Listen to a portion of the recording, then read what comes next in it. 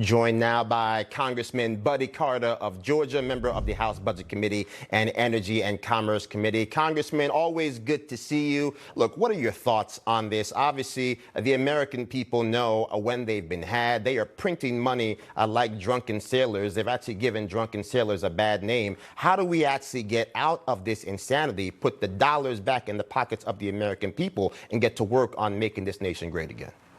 Well, Joe, Kevin McCarthy, the next Speaker of the House of Representatives, is spot on. This is a monstrosity. I mean, this is ridiculous what has been passed here. We've got to get back to regular order. We've got to get back to passing a budget. We've got to get back to meeting the deadlines that have been set. And we've got to get back to fiscal responsibility. We are the guardians of the taxpayers' funds. When will we understand that? We cannot continue to run the deficits that we are running now. This is intergenerational theft that we are committing here with our children and our grandchildren.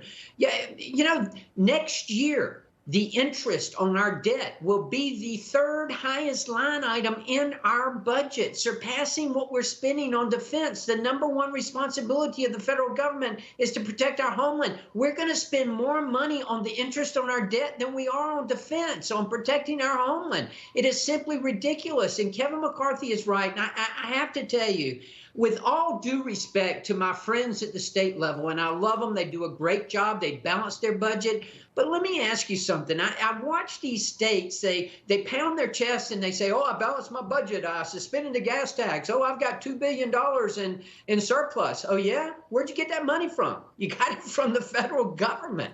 I mean, it's a case of I'm okay, you're okay. Well, guess what? I'm not okay. We've got to do something here. We've got to stop this federal spending. It is out of control. The federal government is too big. Well, absolutely. I think to that point, look, Friday, Congress passed a $1.7 trillion spending bill. Democrats, they say it benefits the American people. Meanwhile, I mean, we're sitting here, to your point, with a border crisis that is completely out of control. We have more gotaways than we know what to do with, eclipsing the population of some major cities in this country. And yet that same bill that they are touting effectively prevents us from doing the work of securing that border. How is it that we can get sanity back on the table here? Are there any Democrats with any common sense left in their mind that recognize, to your point, our first obligation to the people that call this nation home, safety and security for them and their families?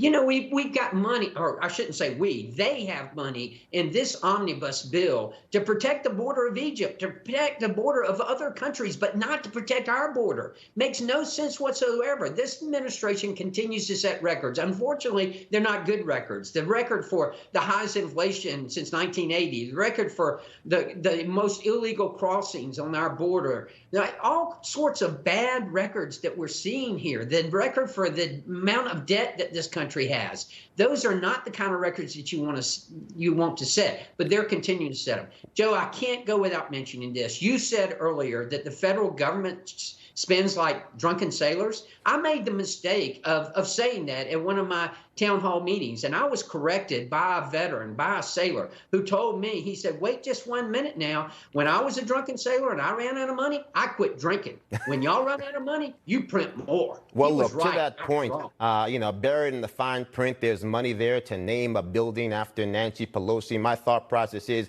if you've been there long enough for them to start using public dollars to name buildings after you, you've probably been there too long.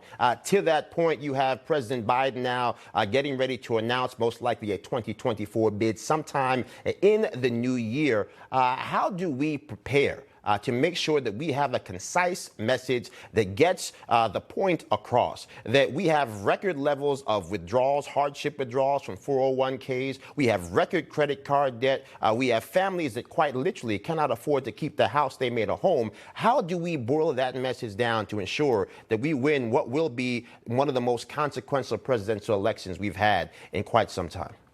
I think we lead by example, and what we do is that we get back to regular order. We get back to protecting the taxpayers' money, to being guardians of the taxpayers' money. That's what we are supposed to be in Congress. That's what Congress is about.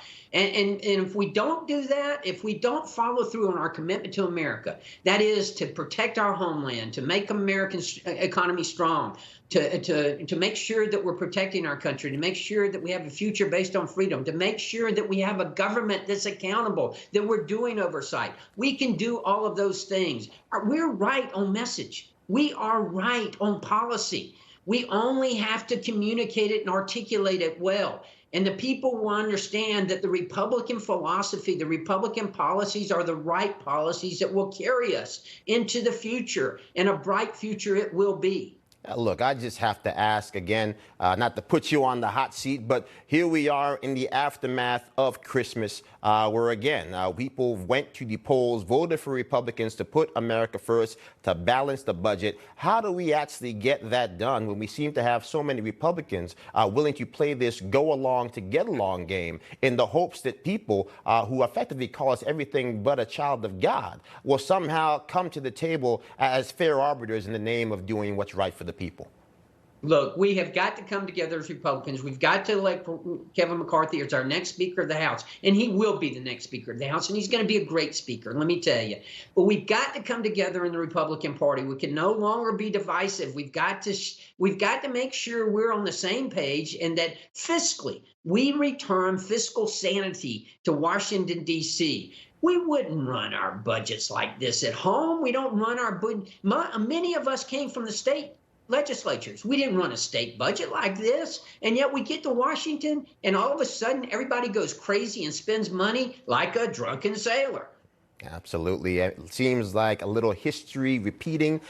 2008, here we come, possibly worse, but at least we have individuals like yourself on the case. Congressman Buddy Carter, as always, my friend, Merry Christmas. So good to see you. I'll see you again soon. Thank you.